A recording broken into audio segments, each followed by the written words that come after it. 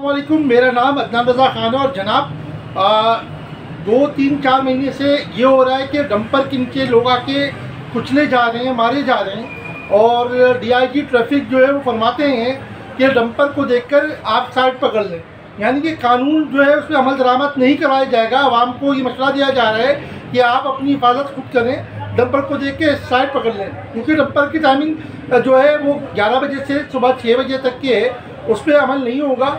और दिन के औकात कार में या 10 बजे तक रात के डंपर जो रोडों पर रहेंगे। ये अपनी नाअहली को छुपाने के लिए कराची की आवाम को मारा जा रहा है, कभी डकैतों के हाथों, कभी डंपर माफिया के हाथों। तो मेरी जो है डीआईजी ट्रैफिक से, इदारों से दरख्वास्त है कि खुदारा हमें इंसान समझें और इंसान होने का सबूत दें, ठीक है। इसके साथ साथ मैं डंपर एसोसिएशन की जो सदर हैं लियाकत महसूस साहब, उनसे गुजारिश करता हूँ कि यार आप इंसान हैं, डंपर का कारोबार आपका कारोबार है। एक डंपर करोड़ों रुपये का होता है, सही है, वो हम मानते हैं। जब डंपर चलता है तो हमें भी तकलीफ होती है, जाहिर सी बात है कि भाई एक पैसों की चीज़ आई है।